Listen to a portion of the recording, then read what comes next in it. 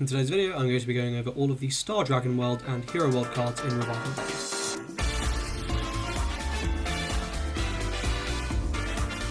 So, today we're going to be discussing Star Dragon World and Hero World, and we're going to see something which I think, if you've played this game for long enough, shouldn't be surprising. Once again, Athora is a top deck, and you know, I don't really have an issue with Athora, you know, intrinsically, but what I do have an issue with is the fact that, and I have checked this is not bullshit, okay, I've legitimately gone back, I've looked through and I've checked this, okay. Athora has had more and more consistent support since X all the way through to now than a majority of whole worlds have had. I want you to like put that in perspective, right? This is why I fucking am sick and tired of this deck, right? It's like DDs, Athora DDs, it's like Tef, like I don't care. There's only so much you can support a deck before people go, stop, give me something new, wait a bit, then support it again, right? Like there's a limit, but Athora has had possibly the most consistent support out of any deck in the whole game, which is really saying something because there are some major offenders on that part. But yeah, anyway, Athora rant over. I just want people to understand why I fucking hate that deck, because it's just like, it's just why is this single archetype getting more support? Like Athora has had more ace support than Dungeon World, like straight up. Has had more ace support than Hero World, has had more ace support than Danger World. Like, do you get what I'm saying here? It's ridiculous. There's more as well, but I can't remember which one specifically off the top of my head. But like, yeah, it's like then Legend World, right? Like this is not okay. This is aggressively not okay. Anyway, let's just get it over with. Let's talk about the Athora. I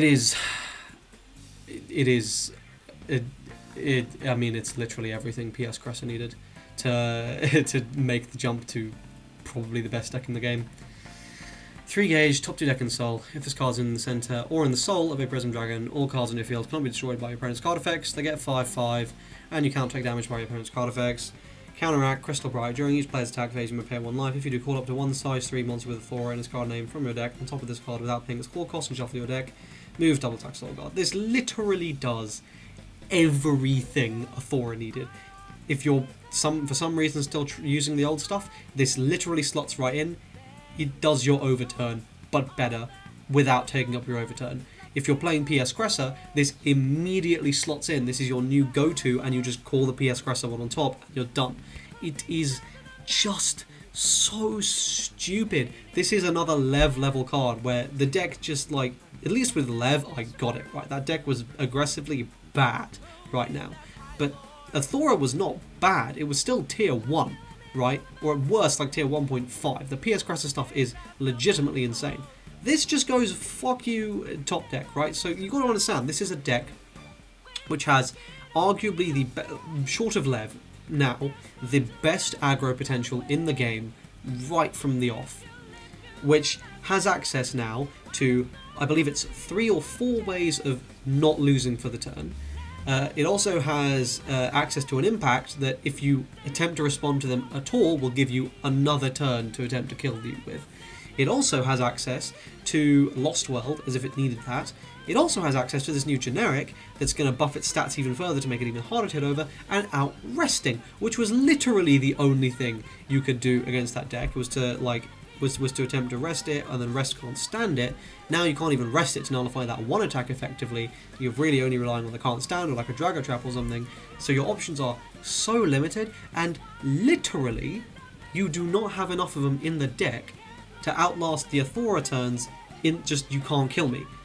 Like no deck, literally no deck has enough. The only decks that stand, the only way I see Athora basically having a chance of being beaten is if the new Vanity gets around Grace Protection, right? Grace of the Sun Deity, says this card cannot leave the field. If like the way that it interacts, Vanity says no, you're still going. If the way it interacts is Vanity no longer works on that, there's no way. Athora is so far and away tier 0, it's not even funny. Like, at the moment, I'm being optimistic and saying it does work, and even then, they're probably the best deck in the game. So yeah, I hope you get it. This was so unnecessary. Like, actually so unnecessary. They really didn't need this. But they got it. You know, Bushiroad really plays favourites, and I think it's very clear with who. Okay, Mukuro, Omni Lord, core cost, pay 1 gauge. If you're transformed into this card can attack even if you have a monster at the centre. Counteract, if you're transformed into this card, you may pay 1 gauge. If you do call up to 1 Omni Lord or Dark Hero monster from your hand without paying the score cost, that card becomes size 0 until it leaves the field. You may only use this ability once per turn. Double attack transform. Very fair card, necessary for the Omni Lord deck. Only fair. Takasuke, 1 gauge, counteract. During each player's attack phase, you may pay 1 life. If you do, you declare a card type and look at your opponent's entire hand. If the declared card type is in your opponent's hand, burn 2. Then if there are 3 or more of the declared type, draw 2. You may use this card once per turn. 1 gauge, right. This is a good card. It's a named once per turn, otherwise this would probably be really crazy. But it's not really fixing Hero Will at all. So yeah.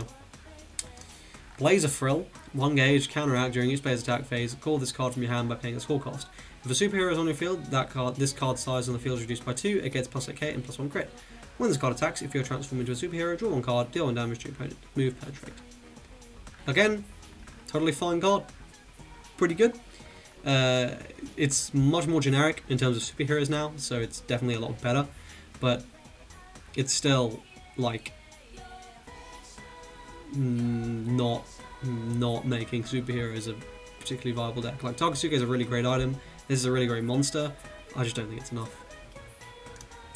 Gem Clone Origin Breaker, so we got a little bit of support here for the Super Warriors, which are somehow a bad deck by modern standards. Core cost, put up to 3 impact monsters from your hand or drop same with different card names into its soul and pay 2 gauge. Counteract, if a card with Gem Clone or Zeta in its card names on your field, call this card from your hand by paying its core cost. Abilities of this card in the field cannot be nullified, and its soul cannot be dropped by opponent's card effects, and this card gains all abilities written on impact monsters in this card's soul without Gem Clone in its card names, move, and soul guard. There is a way to loop this basically infinitely for free, or like nearly free. I remember researching it at the time when this card was first revealed, but loyalty will stop this in its tracks. Basically, it's not super broken or anything. It's just good, fair, good. Nothing particularly special. Satsuki, when you station, put up 2 monsters from your drop zone into this card's soul. Counteract, during each player's attack phase, you may put up to 2 crew trooper from your field into this card's soul. If you put 1 or more, call up to 2 crew trooper from this card's soul by paying the core cost once per turn. Penetrate soul guard, station. So the way this will probably work is you will be using this with the big Satsuki that's getting all those abilities of the ones underneath it. So you can then like start abusing it and the whole Satsuki deck works. But again, loyalty. If this said place, so you get one that gets around loyalty, then you're like, okay, well maybe we can. No. That Bushiroad will never do that outside of tokens. Variable Chord. Core cost, play a number of cards from your hand and 3 monsters from your field into its soul and pay 2 gauge. Right there, that is basically making this card unplayable. At the start of each player's attack phase, put up to 1 card from your deck into this card's soul and shuffle your deck. When this card attacks, if this card has 3 or more souls for this turn, all monsters on your field get +1 crit, triple attack, move, penetrate, soul guard, and counterattack. Sorry, not sure what's happened to my voice there. The variable chord deck remains garbage. This is not really good in anything. You needing 3 monsters from the field is so hefty for no reason. Like, why did it not say up to? There is no reason for it not to say up to. And to get... fuck, this card sucks. Eta Ribi, so in the context of, only in the context of Star Dragon World, this first effect does nothing. The second effect, if 5 or less cards in your drop zone, return up to 2 Guardians monsters from the field to hand, then call up 2 Guardians monsters with different card names from your hand without paying the core cost, and move. So, in a purely Star Dragon World context, this card is hot garbage. Blissful Sun. You may only cast this card during your turn, and if it's still a Thunder Empowered superheroes on your field. Gauge 2, look at all your gauge, put up to 1 into your hand. You may cast a card once per turn. Getting this at counter speed is really nice. This is a staple card in TEF and superhero, in my opinion. And Legendary Kickoff. 1 life counter. Choose a card in this field. For this turn, when the chosen card attacks and destroys your opponent's monsters, stand the chosen card, or equip an item from your hand drops in by paying its equip cost. Probably going to see sideboard play in Athora for particular matchups where that's useful.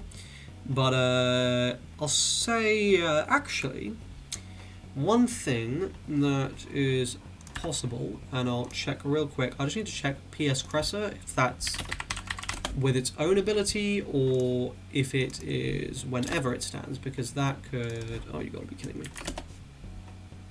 There we go. PS Cressa... Wow, this is a really great website. Should have just gone to the set. Yeah, I just want to verify. So, Thora PS Cressa, I'm literally missing it. When this card is standby, card effects deal damage to your opponent. So you will be getting the burn from that if you use this whenever you destroy a monster. So you're getting additional burn whenever you destroy something, which is cool. Nothing game breaking, but yeah, Thora's game breaking enough as is. So yeah, that's the Star Dragon World stuff and the Hero World stuff. So the Hero World is thoroughly unremarkable, nothing super crazy, a bunch of tier 2 decks, maybe Satsuki could be, nah, probably not. Maybe Super, no, probably not. Yeah, basically tier 2. However, Athora is just so dumb. Like, I'm